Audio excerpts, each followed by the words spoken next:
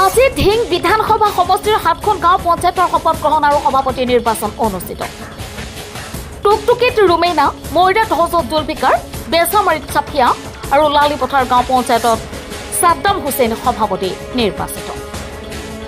আজি নওগাঁ জিলাৰ 55 নং ঢিং বিধানসভা সমষ্টিৰ 7খন গাঁও পঞ্চায়তৰ শপত গ্ৰহণৰ লগতে সভাপতি আৰু উপসভাপতি নিৰ্বাচন কৰা হয়। আজি সমষ্টিটোৰ নিজ ঢিং উন্নয়ন খণ্ডৰ অন্তৰ্গত 42 নং বেচামাৰী গাঁও পঞ্চায়ত, 45 নং লালিপথাৰ গাঁও পঞ্চায়ত আৰু 46 নং মৈৰাত হজ গাঁও পঞ্চায়তৰ শপত গ্ৰহণৰ লগতে সভাপতি আৰু উপসভাপতি নিৰ্বাচন কৰা হয়। আনহাতে ঢিং উন্নয়ন খণ্ডৰ অন্তৰ্গত 30 নং বিলতীয়া, 31 নং ধনিয়া ভেটি, 35 নং টুকটুকি আৰু 38 নং ৰামপুৰ সত্ৰ পঞ্চায়তৰ শপত গ্ৰহণৰ লগতে সভাপতি আৰু উপসভাপতি নিৰ্বাচন কৰা হয়। টুকটুকি গাঁও পঞ্চায়তত ৰুমেইনা চুলতানা, মৈৰাত হজ গাঁও পঞ্চায়তত জুলফিকাৰ আলী, বেচামাৰী গাঁও পঞ্চায়তত চাফিয়া খাতুন, বিলতীয়া গাঁও পঞ্চায়তত আমিৰ আলী, ধনিয়া ভেটি গাঁও পঞ্চায়তত পাৰবিনা বেগম, ৰামপুৰ সত্ৰ গাঁও পঞ্চায়তত মমতাজ বেগম আৰু লালিপথাৰ গাঁও পঞ্চায়তত সাদ্দাম হুছেইনক সভাপতি হিচাপে ৱাৰ্ড সদস্যসকলে নিৰ্বাচন কৰে। আজি বহুত ভাল লাগিছে। বহুত দিনৰ অপেক্ষাত আজি আমি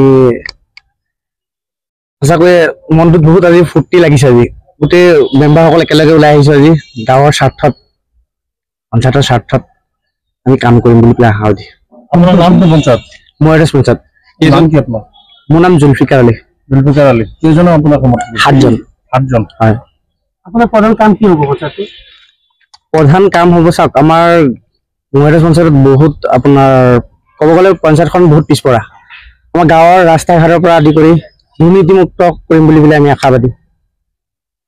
আপুনি যিহেতু সভাপতি হিচাপে নিৰ্বাচিত হৈছে, আপুনি কোনটো ৰাজনৈতিক দলত? মই আগৰ পৰাই বিজেপি আৰু বিজেপিতে জইন কৰিম, যিহেতু আমি গোটেই মেম্বাৰখিনি বিজেপিতে জইন কৰাইছে আৰু বিজেপিৰ সমৰ্থনত হয় বিজেপি সমৰ্থন হ'ব। 7জন। আপোনাৰ উপসভাপতি কোন আছে? 5 নং ৱাৰ্ডৰ জ্যোতিমা দেৱী। কি নাম বাইদেউ আপোনাৰ? আপুনি উপসভাপতি হিচাপে নিৰ্বাচিত হৈছে, ৰাইজলৈ কি আহ্বান জনাব? ৰাইজে কি কয়, ৰাইজে মোক ভাল পাইছে, উঠাইছে আৰু ৰাইজৰ হৈ কাম কৰিম বুলি আশা ৰাখিল।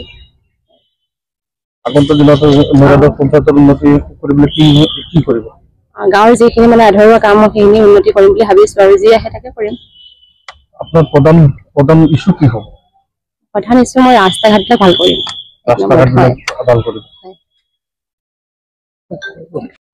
পঞ্চায়তৰ 9 নং ৱাৰ্ডৰ সদস্য আছিলোঁ। এতিয়া মোক 6জন সদস্য মিলি মোক সভানেত্ৰী হিচাপে নিৰ্বাচিত কৰিছে।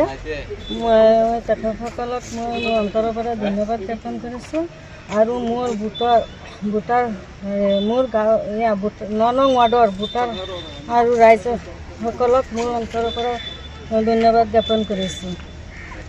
টুকটুকি পঞ্চায়তত বিভিন্ন সমস্যা আছে, মূল সমস্যা কি আৰু এইবিলাক আপোনালোকে কেনেধৰণে সমস্যা সমাধান কৰিব? মূল সমস্যা কি আছে? মূল সমস্যা ৰাস্তা ঘাটৰ সমস্যা আছে আৰু কৃত্ৰিম বানপানীৰ সমস্যা আছে। সমাধান কৰিবলৈ চেষ্টা কৰিম। 2 নম্বৰ। আপুনি সভানেত্ৰী হিচাপে ৰাইজৰ হৈ কি কাম কৰিব? ৰাইজৰ হকে কাম কৰিম। কি কাম কৰিব? এইবিলাক কাম কৰিব। আপোনাৰ আজি কেনেকুৱা লাগিছে? আনন্দ লাগিছে। কেইজন সমৰ্থন আছিল আপুনি? 6জনে সমৰ্থন কৰিছে আপোনাক? কিবা ভোটিং হৈছিল নেকি? হৈছে। কেইটা ভোট লাভ কৰিছিল আপুনি? 6টা। কেইজন উপস্থিত কেইজন আছিলে? 10জন। তেওঁলোকে কেইটা পাইছিলে ভোট? সিহঁতে 4টা, আমি 6টা।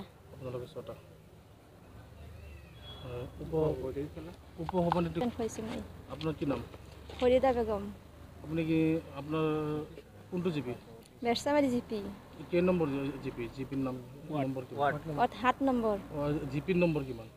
42 নং। টুকটুকিৰ পৰা আবুল হুছেইনৰ ৰিপৰ্ট, ডেইলি 24।